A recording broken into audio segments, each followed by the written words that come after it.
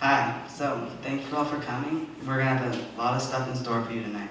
Woo! So first what we're gonna do is, I'm gonna introduce this year in school we did geography class with Uncle Jesse on Fridays. So what that means was we had a 50-piece puzzle, and every week each group would come in and get a puzzle piece, and the following week we bring information about it, food, just neat pictures of it, and then we get a pile of puzzle pieces from all the puzzle pieces that we did, we just stick it in a pile, and at the end we put it all together. And now everyone is going to say a line or a phrase that they like in a different country. Wow. And that's the puzzle piece right there. I'm gonna say thank you for all for coming tonight in Spanish. Gracias por venir esta noche.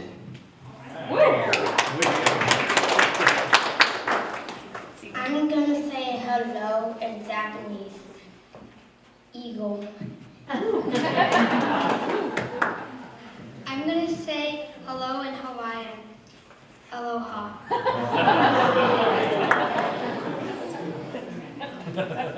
I'm gonna say hello, do you like candy in Swedish? Hey, gilla du goddess. I'm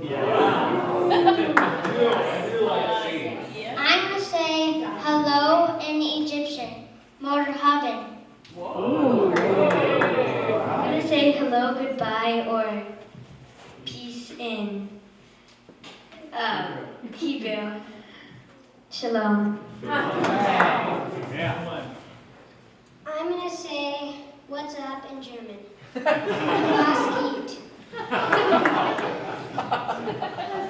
In Brazil, they speak Portuguese, and I'm gonna say hello, my name is Paul in Portuguese. Oi, meu nome é Paul.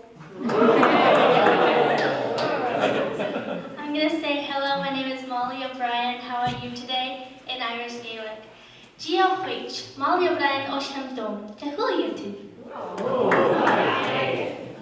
I'm going to say, hello, my name is Audrey. What is your name in French? Bonjour, je m'appelle Audrey. Comment tu t'appelles? I'm going to say hello, good evening. My name is Marion in Chinese. Ni hao, wing xing hao, woja Marion. I'm going to say hello, how are you doing in Italian? Ciao, come stai? I'm going to say good evening. Thank you all for coming in Icelandic.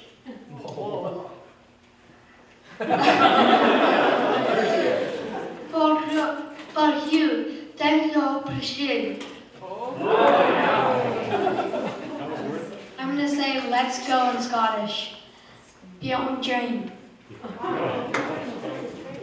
I'm gonna say hello in Greenland. Hello.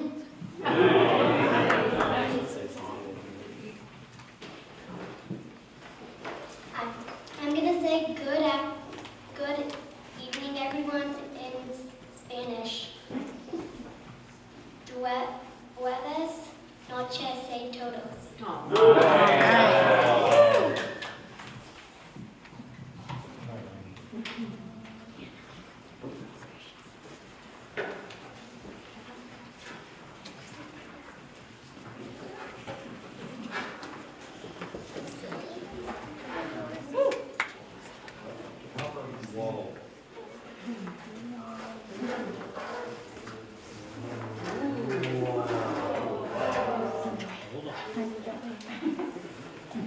That's what they say every time they see these pictures. So the Rainbow Room, every year we pretty much do one thing the same every year. We read through the Bible and pictures for little eyes. That's one of our gifts from Pastor O'Connor, if you don't know that. He has had that book for us since Jesse, it's got Jesse's name in it, our first one. And he liked the pictures and he liked the questions. So why do I have to find something new? Right. I don't. Anyway, so they love the stories, and in the last few years, we've put scripture to them. Mrs. Samuelson Sarah actually uses them in her vocal warm-ups and things that she does, so they really know it. But they believe, these children, that this is you can stand up here, John and Sue, do you want to? This is, like Brian says, a very special book. Yes. And then they talk to one another and they say what the story is about, but they know the story is about them. They help each other, right? So, would you like to tell us a story, Jewel? Yeah. This story is about David, and he killed a lion, and he saved his sheep. Wow. Yes. Good job. How about Sue? Would you like to tell us a story? They can tell you any of these stories. Oh, wow. That boy named Good job. Now, do you need help? Can you help her? his name's Absalom, and a hole that in the sea. And they love to get help from each other, actually, too. Brian, would you like to tell us a story? Was it the story about David killed Goliath? Wow. That's Amy, would you like to tell us a story? Yeah. Is it the story about Elijah? And Elijah went to heaven, and he said, "I am no longer gonna be the prophet you are." Good job. How about you, Daniel? Do you want to tell us a story? Daniel loves Rainbow Room. These children in Rainbow Room this year are the youngest, and they like having somebody younger than them. Okay, so who's going to tell? Ryan, do you want to tell his story? The story is about when David killed Goliath. How about you?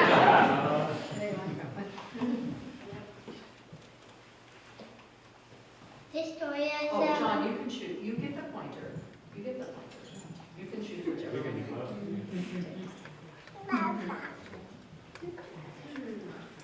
This story is about when the sun was going down and Joshua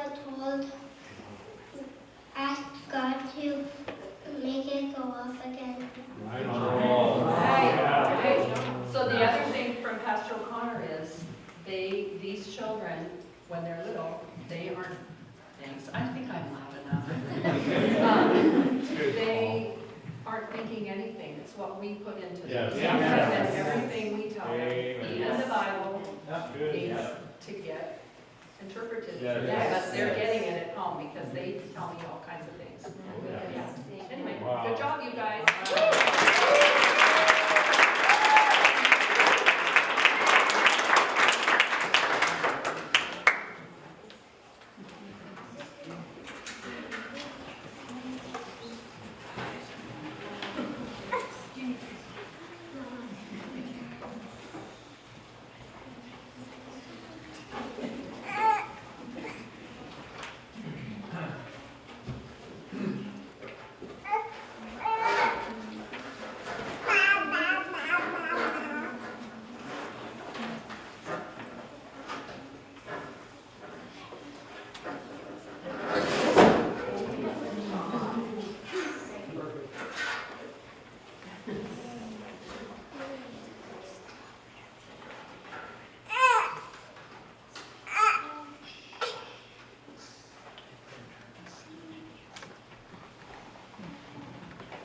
We're gonna do another one for you, and we all have a line for them.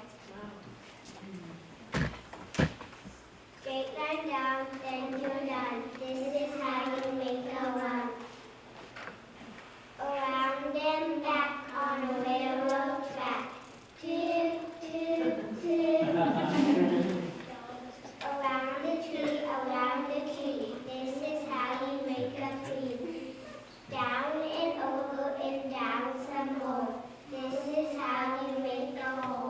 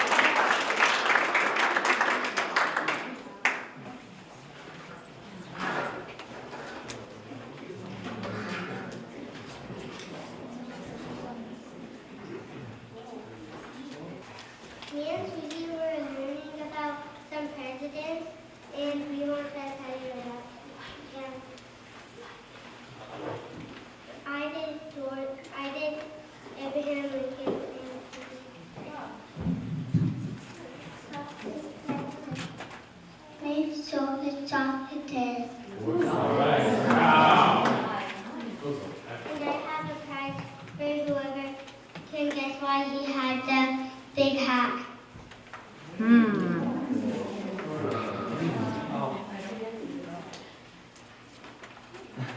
Because his head was cold. His head was cold. No? Uncle David. Was he a short person and he wanted to look taller?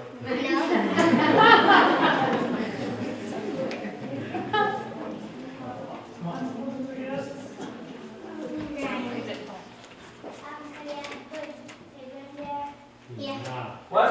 What? Brian. Because he had the what? Put important papers.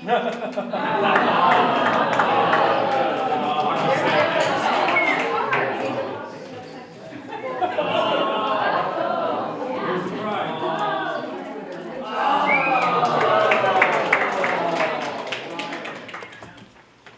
Me and Susie have been doing our special sounds, and we want to, and you guys can do the motions with us if you want to. So, and that's C-K, E and me, E, O and go, Y and fly, Y. A and pray, A-Y. Stiff and stop, S-T, pull and play, P-L. Stir and drop.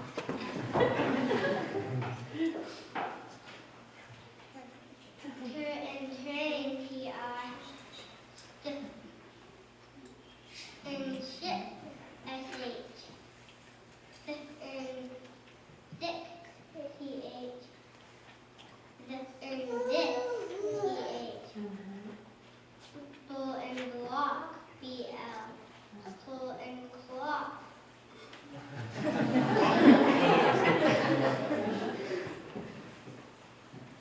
Pull and flake, F-L. Pull and glue, B-L.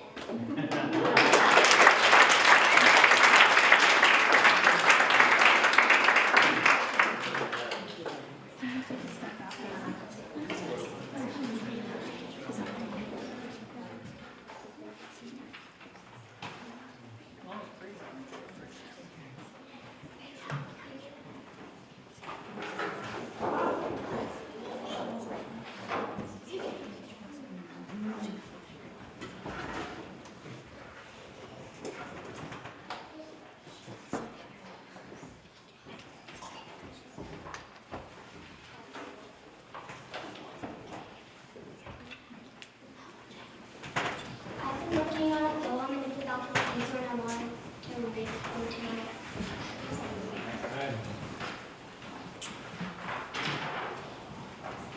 What is the seashore? The seashore is a place where land and water meet. There are seashores all over the world, and the famous one is in Maui. Animals of the seashore. Now I am going to talk about animals of the seashore. Here are a few of my favorites. A sand dollar is a sea urchin. A dollar shape looks like a silver dollar. Its mouth is in the middle of the axis. You can tell how old a sand dollar is by counting the rings on it. Now I will tell you about the Kamehameha butterflies. These butterflies are found only in Hawaii. Its colors are orange, black, and white. They eat the sap from koa trees. For my last animal, I would like to read this poem. Where do pretty seashells grow? Under ocean waves we know. Some grow near the shore or far. What curls like a pinky star? Starfish live down in the sea. Some one day whisper to me.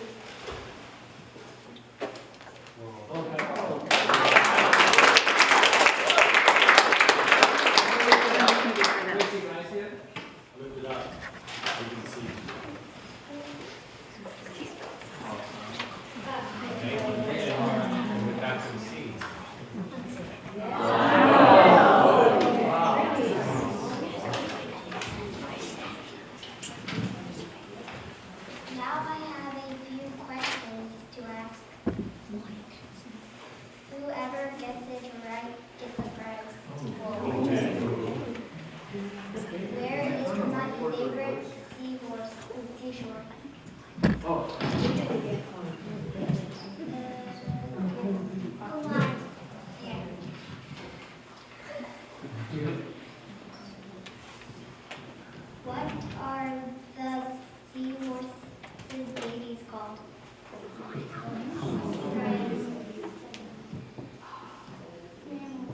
No. Sea ponies?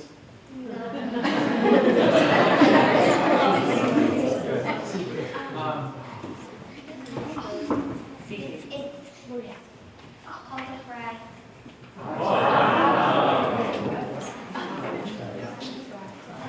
How do you tell how old a sand dollar is?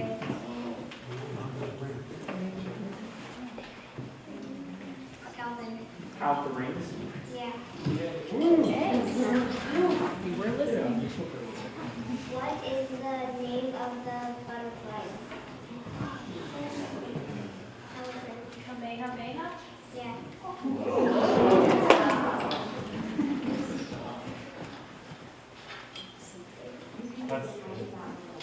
Who painted the picture up there? We made, Both of them. we made them. Like you painted that? Yeah. Very nice.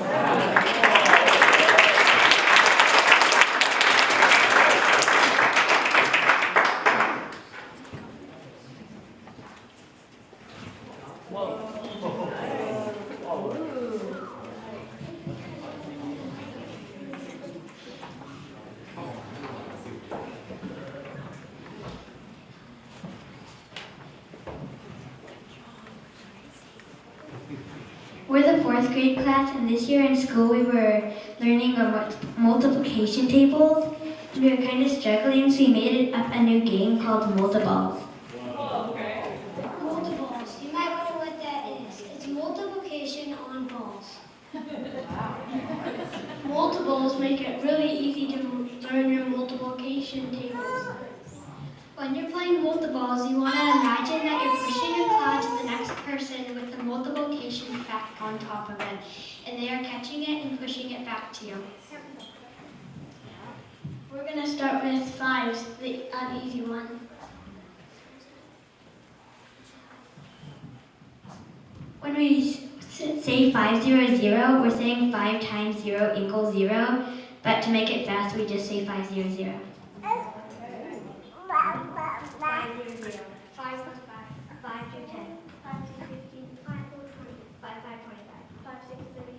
5 7 35. 5 6 45. 5 6 5 8 40. 5 9 45. 5 10 6 50. 5 11 5 6 5 12 16. Would anyone like to join in? Yes.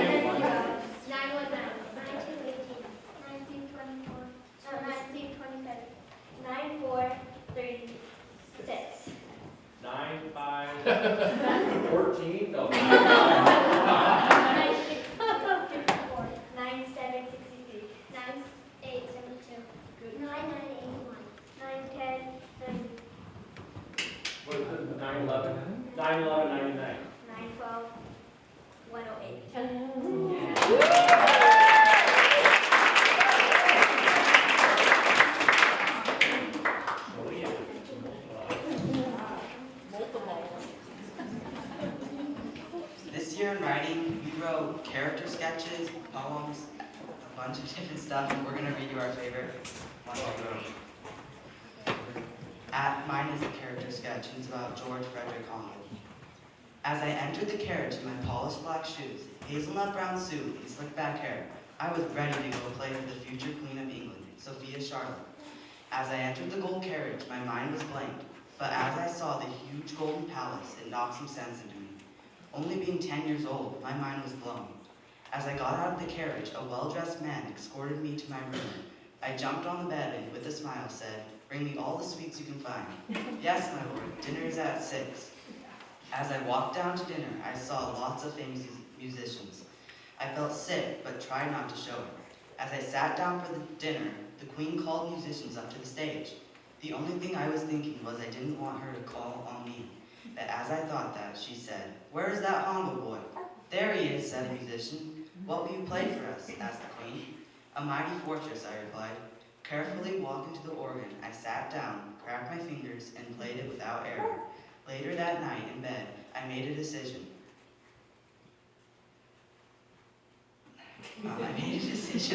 That God had a special plan for me and my organ.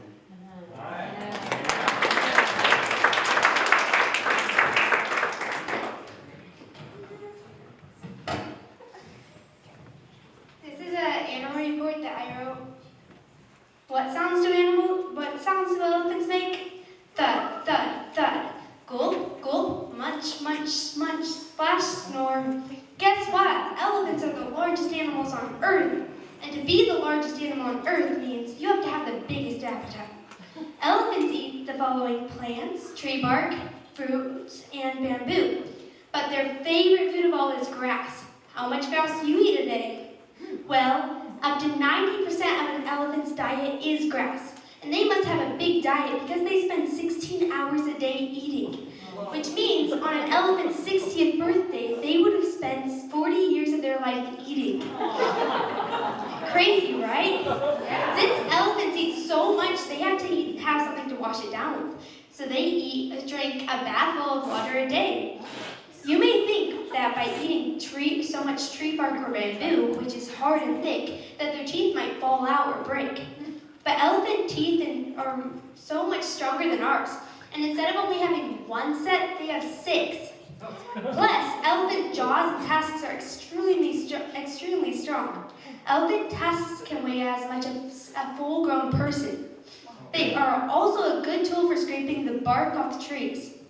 Along with having gigantic teeth and tusks, elephants are extremely tall. Some male African elephants can get taller than 10 feet tall. If an Asian elephant was in your house, he'd have to be careful not to bump his head on the ceiling.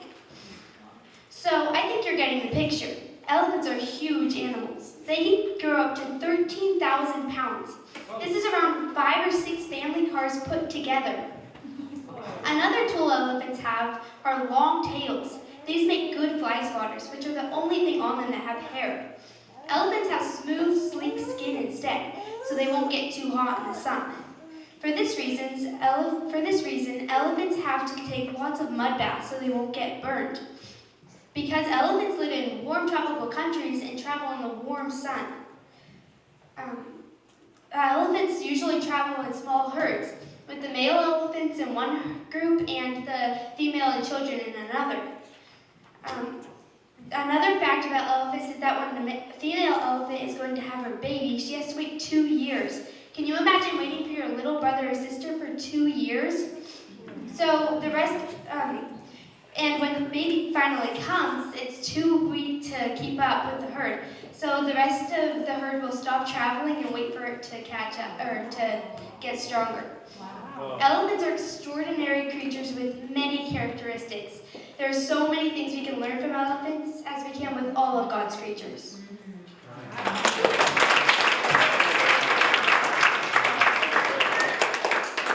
I wrote a book report, and this is about the disappearing jewel of Madagascar, written by Sigmund Bauer. The Disappearing Jewel of Madagascar, written by Sigmund Bauer, is a book about a 12-year-old boy named Ricky Kidd. He goes into an antique house filled with antique statues and jewels. When he first hears about the curse of the Jewel of Madagascar, he doesn't believe in it, but as soon as he touches it, the curse starts to happen. The owner of the jewelry has a so-called lost nephew. He is coming to visit her. First, he lies about his age and where he lives. Jewelry starts to get stolen. The Axel detectives are going to figure it out. The curse of the jewel is your friends become your enemies and your enemies become your friends. His friends are starting to avoid him, but they're just planning something big. He has 2 friends his age. One of them is named Ralphie. He has black hair and he's a little overweight, and he's very into computers. His other friend is named Mike. He has red hair, a New York Yankees baseball cap, and rides around on a skateboard. They're both about his height. He also has a little brother named Joel. He disappears left and right, but he has one weakness, his teddy bear. It has 2 button eyes and a red button nose and he has a red button nose. He carries his teddy bear everywhere. As they try to figure out the mystery, he learns about trust and faith. Sigmund Bauer is one of my favorite authors. He adds so much action in his stories. This book is filled with so much action and mystery. After you start reading it, you won't want to put it down. This is only one of the many excellent detectives that Sigmund Bauer wrote. All the other ones are filled with even more action and mysteries.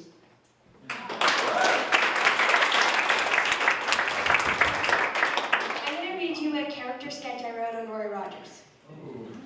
My heart was beating like a live timpani. I was almost dazed by the bright lights in the arena. Then I saw Roy Rogers galloping out on his majestic Palomino horse. The arena came alive with cheering as he removed his white-rimmed hat and waved it to the crowd.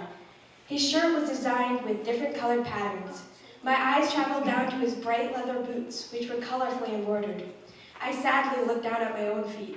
I had never been able to use them. Since infancy, my legs had been crippled. I enjoyed every single minute of that show. Afterwards, my father pushed my wheelchair to the back part of the arena. I hoped to get a closer look at the star. Finally, I saw him walking towards me. My heart started to glow. He walked with a kind of ease. He did not appear to be like other movie stars. There was nothing fake about him. The brightness of his smile filled his whole round face. I could just see his blue eyes behind his squinty eyelids. "Hello," he said, and shook my hand warmly, then added, "What's your name?" "Linda," I mumbled and looked down nervously. He smiled understandingly. Trigger walked up beside him. All my nervousness went away when he said, "Would you like to pet Trigger?" I said yes, and did. Then he and Trigger did some tricks for me. As they walked off, I knew that this is one day I would never forget.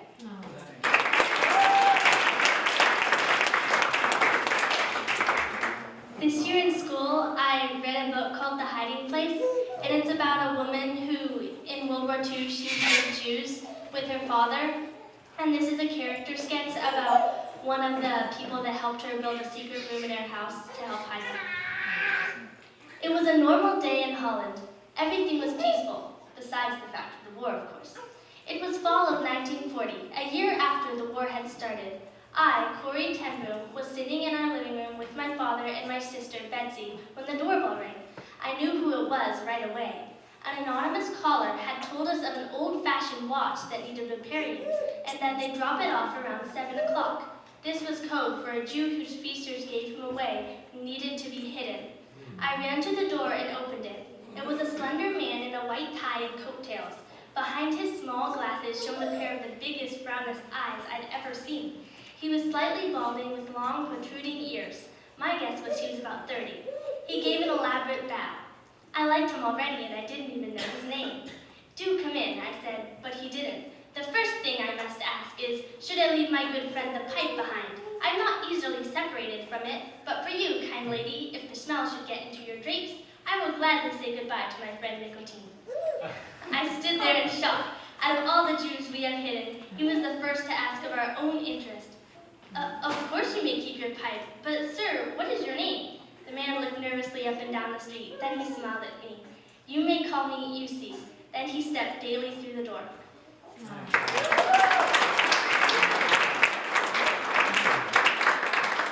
This year in school, we wrote stories about the 5 senses, and I wrote a poem about cherry trees.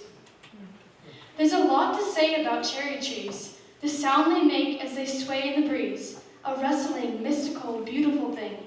The birds love this sound as they fly on the wing. The look comes next, oh that's a good one, shining brightly in the morning sun, happy to be there, pink and bright, even when shadows invade the light. The bark is rough as a craggy rock, the same as you find on the mountaintop. The leaves are fragile, the cherries ripe. You can see them as you take an evening walk. The smell is juicy as any fruit should be. You can smell them when you're under the tree. They smell like spring when it's in full bloom, and summer when it's coming soon. Last of all comes the taste of the berry. When you taste it, you want as many as you can carry. It's better than smell or feel or sound. So go get the cherries as they fall to the ground.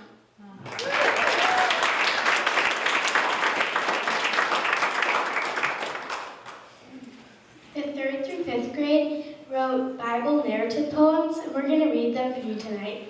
And the pictures on the wall that we printed out pictures of our Bible story and we traced them. And those are the pictures that are behind us.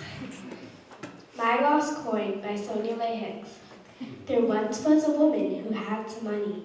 She counted it most every day, up high on a shelf in a jar by the honey. She stashed her 10 coins away. One day when it was very sunny, she went to get her jar of money. One coin was missing to her surprise. She was shocked. She couldn't believe her eyes.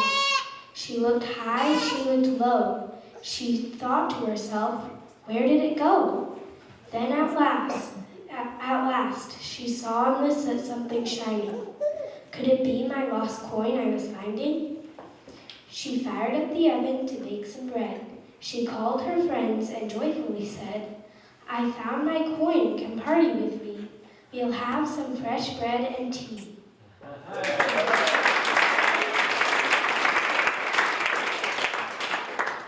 Mine is about Zacchaeus. It's called the Dough Giver. Zacchaeus was a short little man. A thief and tax collector was his plan. Zacchaeus, he was a real big winner. He didn't know he was a bigger sinner. Coming to Jericho came Jesus one day. The crowds were coming to hear what Jesus had to say. Jesus saw him and he said, why are you above my head? I want to come to your house, prepare some bread. Zacchaeus had lots of dough. He said, I'll give back to the poor.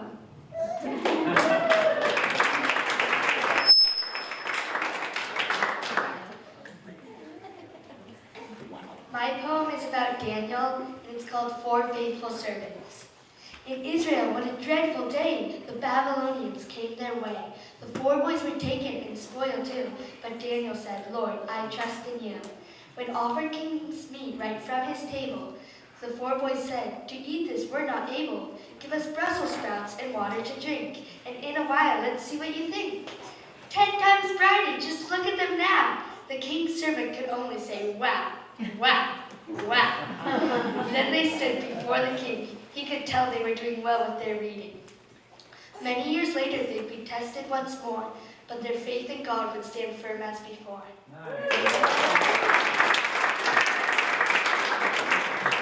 Mine is about Ruth and Naomi. As Bethlehem dried from famine so wide, Abimelech went to Moab and spent the days of his life with Naomi his wife, his sons both married. And one day Abimelech died, and Naomi cried and cried. Soon after, her sons died too. Now what was Naomi and her daughters to do? Orpah she kissed, and Ruth hung tight. Let's go to Bethlehem, it will be all right. They traveled to Bethlehem town. The sun was going down. The next morning, Ruth gleaned in a field. It would be bread for their next meal. When Naomi heard whose field was had found, she said, don't go anywhere else around. At Boaz's feet you shall lie when the sun goes down the sky. Ruth obeyed Naomi and went, while Boaz still slept in a tent. He saw her and said, don't fear, tomorrow we will make things clear. After talking at the elders at the gate, he said, the situation's settled, it's great. Ruth became Boaz's wife and lived happily all her life.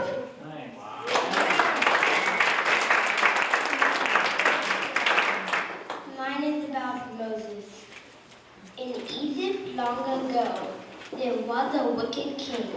He wanted to rule forever, so he did a wicked thing. He sent his soldiers to destroy all the Hebrew baby boys. When the Hebrews heard the king's command, they began to make a good plan. We'll make a basket with pits around and put our baby in to keep him safe and sound. They placed him in the river Nile and sent his sister there to watch a while. What happened next you won't believe. The queen sent her servant to retrieve the basket with the baby boy. Her heart was filled with so much joy. She said, I'll bring him to my home and raise him as my very own. Now many years passed, and Moses grew. He was called, and God would tell him what to do. Moses, you will set my people free and lead them through the Red Sea.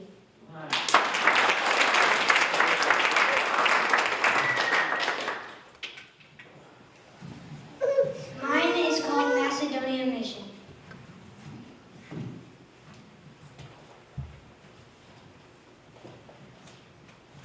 I am Paul, a changed from Saul. Had a vision last night, didn't give me a fright, and I knew it was from the God of all.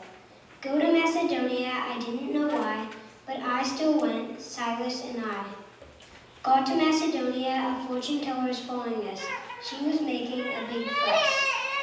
I and Silas set her free, but her master was very angry. To him she was money and was bound to see. The word got spread, and we got captured. We were only doing a good work, it's so absurd. We got whipped and lashed, we had bruises and welts. They strapped our feet with big metal belts. We prayed and sang hymns to the Lord. Then there was an earthquake that opened the prison doors, because our God did not ignore. The jailkeeper knew it was on his head, so he tried to kill himself instead. I and Silas saw what he was about to do and said, "Don't harm thyself, we are right here. Don't worry, no need to fear." Then the jailkeeper asked, "What must I do to be saved?" And we said, "Believe in Jesus Christ, the one who forgives the depraved."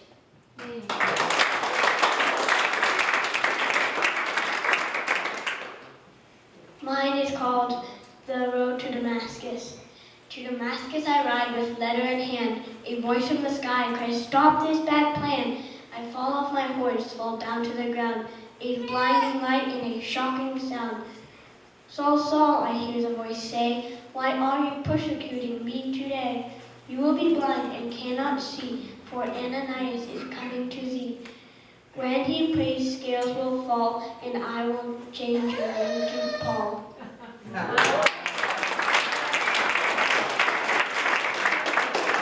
My Bible narrative poem is David and Goliath.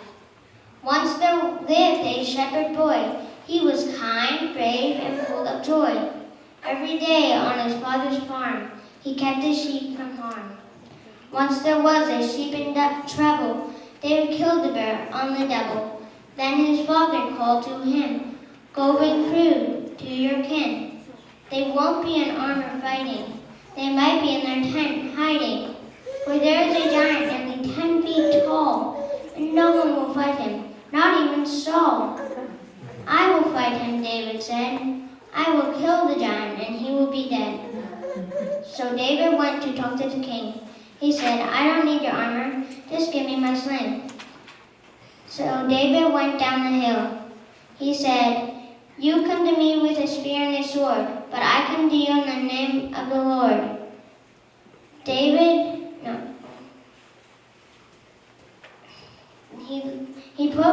David chose 5 stones from off the ground. He put one in his sling and swung round and round.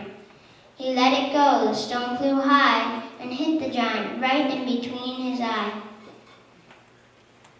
The giant fell down dead. Now David cut off his ugly head.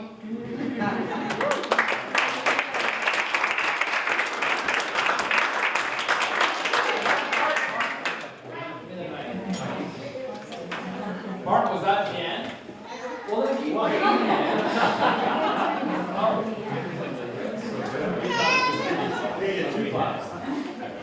The king rejoiced, the people were glad, but all God's enemies went away sad. Now David, because you have done this mighty thing, God will make you a royal king.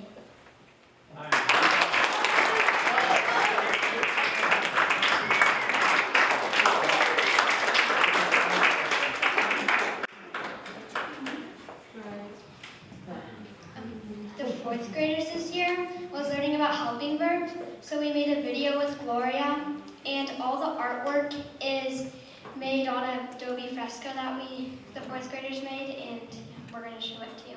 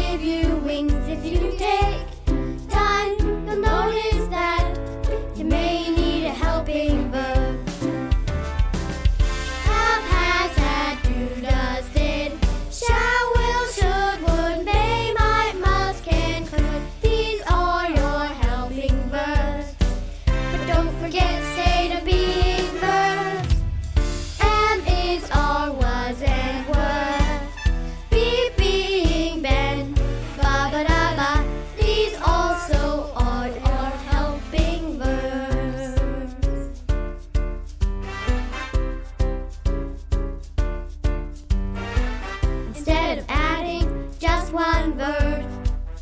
Helping verbs make it easier. If you take time, you'll notice that you may need a helping verb. Instead of standing all alone, some birds need a friend, just like you and me.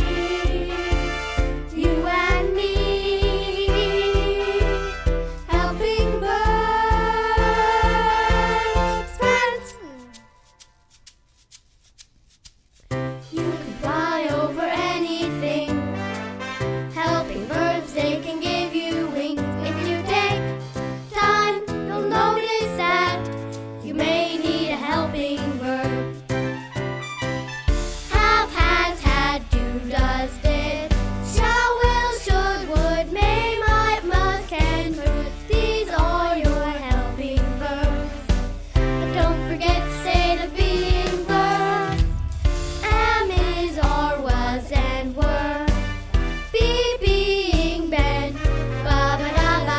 These also all are helping verbs. Helping verbs.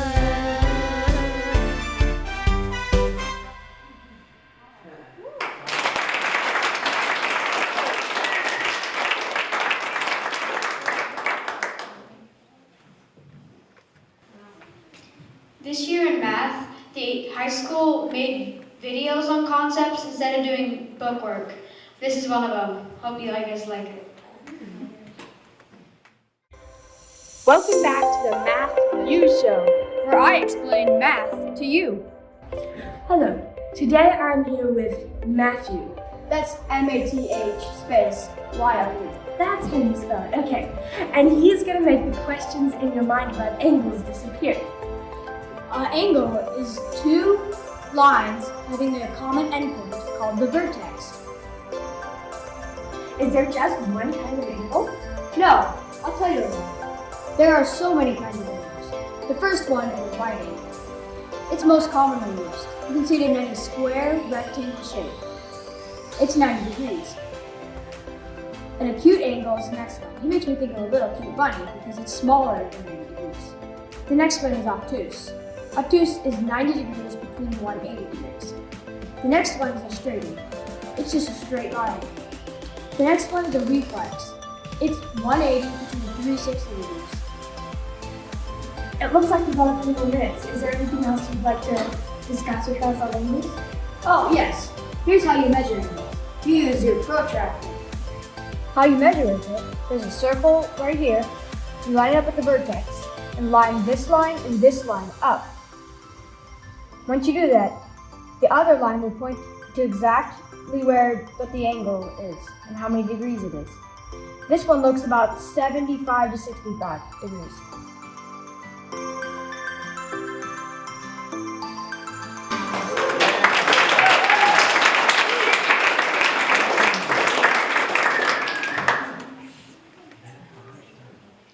We really enjoyed doing history this year. We learned a lot about early Americans. We did a lot of fun things like coloring contests and making Indian bags. And that's our poster. We also made a green screen video. We learned a lot about green screening and working as a team.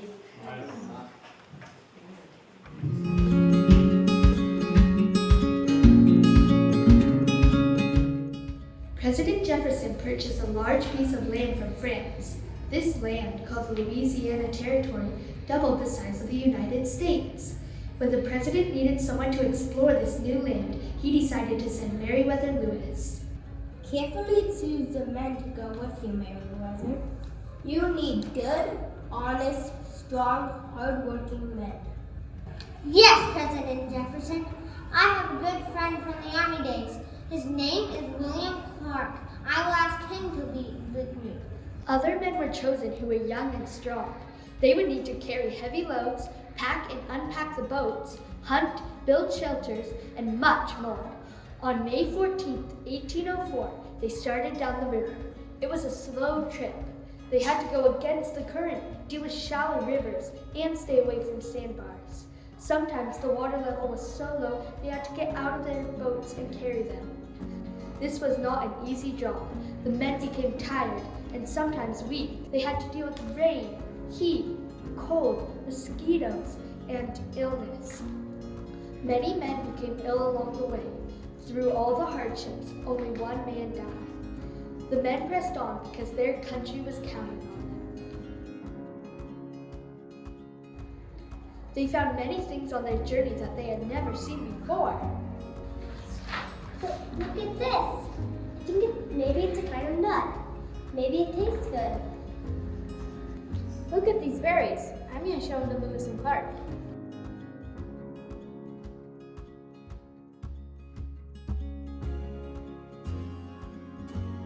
The weather grew colder and the Missouri River began to freeze. The boats could go no farther. The group stopped at a river near a cluster of Native American villages. They quickly built a fort out of logs. Finally, they could get some rest. While they were at the fort, they met a fur trader from Canada and his Shoshone wife, Sacagawea.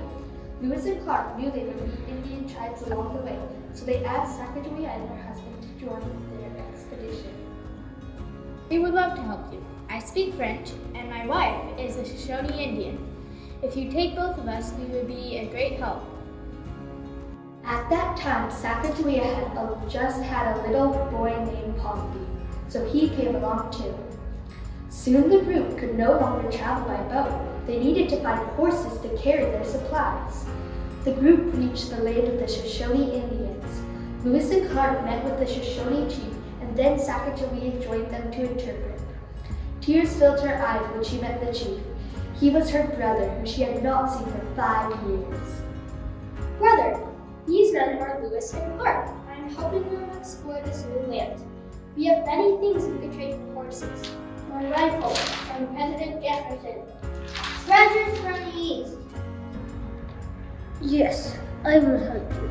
We will trade for horses. One day, while they were traveling, they saw something on the horizon. What is that? The Pacific Ocean! We made it! After 1.5 years since setting out on their journey, the Corps of Discovery had finally made it to the Pacific Ocean. Winter's coming soon. We should build a fort. They named the fort Fort Clatsop in honor of the Clatsop Indians who lived nearby. After winter was over, they began to prepare for their journey home. My moccasins have cactus needles in them. We need to make extra for the trip. We need to make a lot of them. We better start now. In the end, they had to make 300 pairs of moccasins for the journey home. All right, men, are we all packed? Yes, let's go home. In 1806, the group headed home. Again, they had to battle the same hardships. The Corps of Discovery finished their amazing trip on September 23rd, 1806. This group had traveled thousands of miles and had been gone for over 2 years. President Jefferson, who had feared the men were either lost or dead, was thrilled to see the new things they brought back and to listen to their adventures.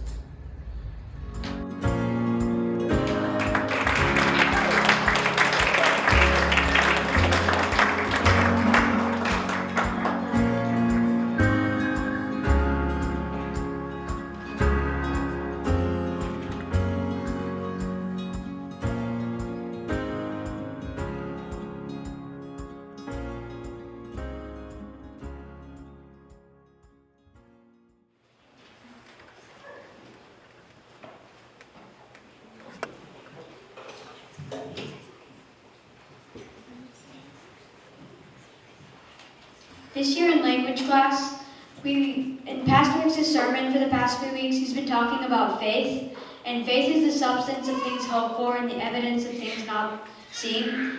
And we wrote our own arrangement on Ron Krausek's song, Faith, Faith.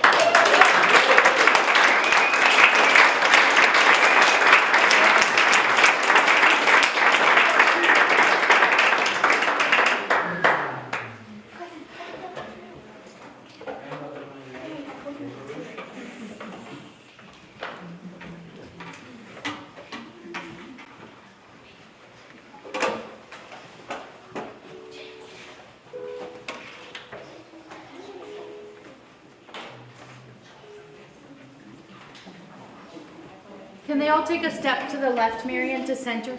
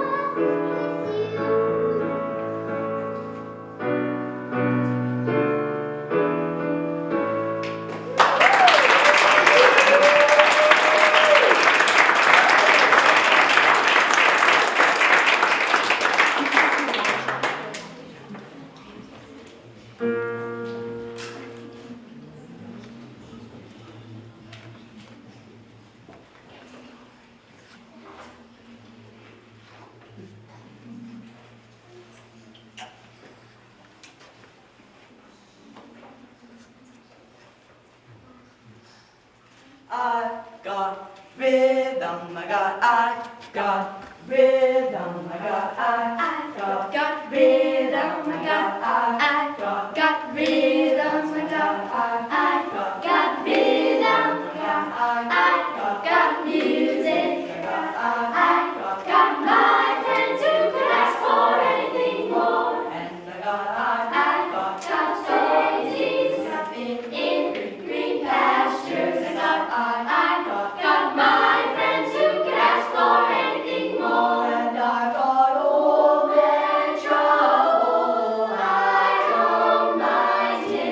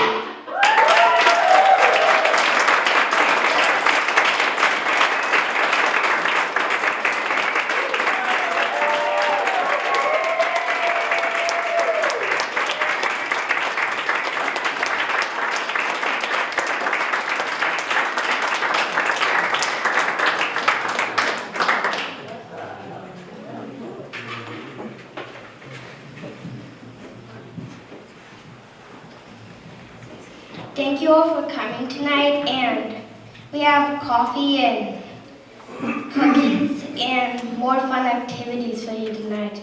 All right. Thank you.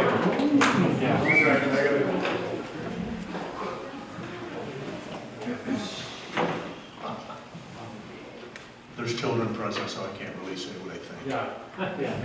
But I will tell you, what are you worried about? Yeah. That is pathetic. Yes. Look at them.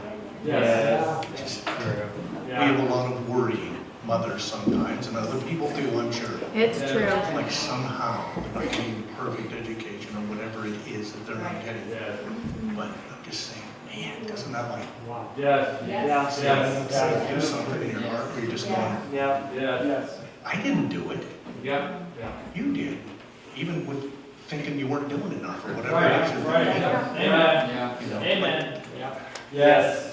Probably, it was probably top heavy, like 90%, what would you call it? The arts. And about maybe 10-15% of, just like straight math and straight. But it's, as it's blended, it blends together and creates a person. Yes. Now, I went to school and probably like 90-10 the other way around. Right. Look at me. It didn't work that good. Besides, I hated school. I was so glad to get out and do what? Well, direction home, that's what I did. But there's something being spoken into them. When it comes out like that, I'm just going, wow, whatever you did, can we do that again next year? Yes. Amen. So school's done, right? Yes. Right. So I will recognize them. There's will be playing baseball or football or basketball or running around, writing other words that I wish I would be playing. They're just, you know what I think. Anyway, it's okay. I used to roller skate too. Okay. So, I'm standing here with Rocket. I have to say that, but you know what's going to happen? What would you like to have happen? Anything? I think we're gonna meander out there, right? Okay. And upstairs. Okay, good. You can ride the slide if you want. You could be older and do that. I went down once. The thing you gotta know, if you go down, you gotta lift your feet up, because if your feet hit the slide, it just like screeches you to the wall. You gotta kind of be uncool, lift your feet up. Thank you.